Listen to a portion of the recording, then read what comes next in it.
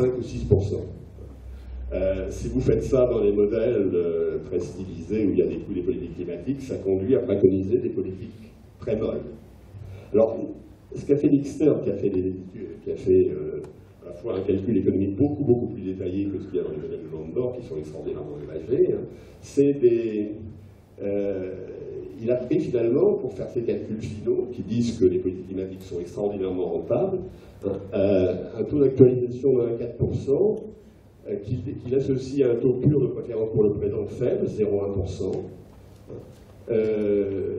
et état égal 1 et un taux de croissance de 1,3, ça fait 1,4. Alors évidemment, ça change totalement les conclusions, mais ça change évidemment aussi totalement la valeur actuelle des dommages, c'est-à-dire la valeur actualisée des dommages avec le taux d'actualisation de Stern, est 50 fois supérieur à ce qu'elle serait avec le taux d'actualisation de Nordhaus. Donc si vous êtes convaincu que Nordhaus a raison, vous êtes convaincu que Stern a tort. Ce que je vais essayer de vous dire, c'est que Stern a raison, mais pas avec les bons arguments. Et je vais vous dire pourquoi Stern a raison, et je vais... il y a deux autres choses qu'on disent des économistes, et sur lesquelles je vais revenir, et qui, à mon avis, se touchent à la manière dont, personnellement, je conçois la vraie justification de la politique climatique, hein, qui sont... alors, il y a d'abord ça s'est associé avec un économiste de Harvard qui s'appelle Martin Weitzman, que je connais bien aussi, et son idée, c'est que c'est très incertain. Pour nous qui ne sommes pas économistes, qui ne sommes pas climatologues, je veux dire, qui sommes économistes, parce que les résultats que nous donnent les climatologues, alors après ce que j'ai entendu ce matin avec M. Berger, je trouve que c'est encore plus incertain, mais ça peut être un peu dans l'autre sens, mais sont extrêmement incertains. C'est-à-dire que moi, ce qu'on m'a raconté, je n'ai pas les diagrammes ici, mais on prend les résultats de modèles climatiques à 2100, et on regarde l'accroissement moyen de la température à 2100 selon les modèles climatiques. Et on voit toute une gamme de résultats.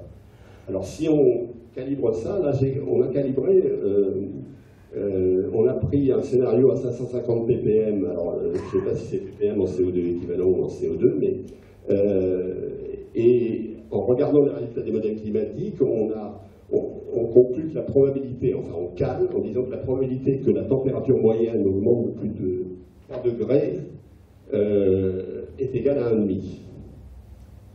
Et la probabilité que la température moyenne augmente de plus de 4,5 degrés est égale à 0,15. Ça, c'est en regardant les données qu'on a sur les modèles, en mettant des poids aux résultats, etc. Alors, naturellement, la question qui se pose à ce moment-là, quelle est la probabilité que la température soit supérieure à 9 degrés, ou à 10 degrés, ou à 12 degrés? Ben, ça dépend comment vous complétez. Vous complétez soit par des distributions de probabilité, par quelle distribution de probabilité vous complétez. Vous n'avez pas toutes les données, vous n'avez qu'un nombre très limité de données. Si vous mettez une loi normale, ou si vous mettez une loi à queue épaisse, comme disait Mandelbrot, ça ne donne pas les mêmes choses. Par exemple, avec pour T plus grand que 12, alors un changement de température de 12 degrés, c'est extraordinaire, comme l'a dit M. Berger ce matin, déjà 5 degrés de température moyenne sur la planète, c'est absolument considérable, on ne sait pas du tout ce que ça donnerait. Hein. Mais vous trouvez, pour un autre scénario, c'est pas celui-là, c'était sur 650, hein, la probabilité que T soit plus grand que 12, avec une loi normale, c'est totalement négligeable. Hein. Que P soit plus grand que 6, avec une loi normale, c'est totalement négligeable. Par contre, avec une loi de Pareto, c'est de 1,5%. Donc ça, pour moi, c'est un argument extrêmement fort pour les politiques climatiques, parce qu'on ne peut pas se convaincre que les risques extrêmes sont très faibles.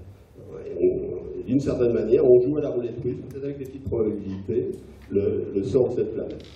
Bon, mais ça, c'est un argument de type, enfin, qui est lié à l'analyse de l'incertitude. Alors, il y a un autre argument que je vais vous présenter.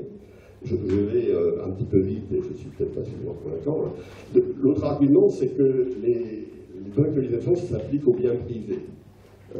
Le bien dont on parle, la qualité du climat, l'environnement en général, hein, c'est pas des biens privés, ils ne sont pas multipliables à l'infini. Ils sont disponibles en quantité limitée. Hein. Pour le dire très clairement, un des problèmes, c'est qu'on n'a qu'une seule planète. Si on pouvait en fabriquer des... C'est une des vraies questions. Si on pouvait fabriquer des planètes artificielles à côté, le problème ne se poserait pas de la même façon. Alors, donc dans le long terme, la rareté relative des biens privés diminue. Le deuxième ingrédient, c'est la substituabilité. Alors, à la limite, dans quelle mesure le fait que Moi, j'ai entendu des gens qui me disent, de toute façon, plus tard, les gens seront beaucoup plus riches, ils se moqueront complètement du climat. Et ça, c'est une vraie question. Dans quelle mesure le climat et les biens standards sont des biens substituables? C'est un deuxième paramètre. Est-ce que vous pouvez compenser une planète dégradée par l'abondance des biens standards? Et puis il y a troisième considération, alors qui est liée à mon paramètre que je n'ai pas expliqué tout à l'heure, qui s'appelle delta, qui s'appelle l'altruisme intergénérationnel. Si vous n'avez pas d'altruisme intergénérationnel, vous avez un delta élevé, ça veut dire que vous ne mettez pas beaucoup de poids sur le bien-être des générations futures. Il y a peu de raisons de penser que sous cette hypothèse, vous ferez beaucoup aujourd'hui, parce que malgré tout, les effets, ce sont des effets de demain et d'après-demain. C'est bien qu'on m'a dit que la qualité du vin pouvait changer dans les 15 prochaines années, donc ça motive un peu plus les gens. Mais enfin, les gros effets du changement climatique sont quand même bien au-delà. Donc il y a un troisième ingrédient, l'altruisme intergénérationnel. Alors j'ai regardé comment on pouvait combiner ceci. Alors là, je fais la publicité, comme M. Berger l'a fait tout à l'heure, je fais cette étude pour ce que j'ai fait moi-même, où je mène une discussion à 4 paramètres: la capacité de l'économie à multiplier les biens standards, le degré de substituabilité entre consommation et environnement, le taux de pur pour le présent et la mesure de la satiété. Et cette discussion fait apparaître 2 taux d'actualisation, un taux d'actualisation standard qui peut être de 5, 6, 4, etc. et un taux d'actualisation écologique qui concerne les biens écologiques et qui est beaucoup plus faible. Et de façon conforme à la fois à l'intuition écologique et à la raison économique. Et ça conduit à un principe de précaution bien formulé, ce qui suggère que je pense que celui que je vous ai donné tout à l'heure n'est pas bien formulé. Et ça conduit largement à réconcilier intuition écologique et raison économique sur le problème climatique.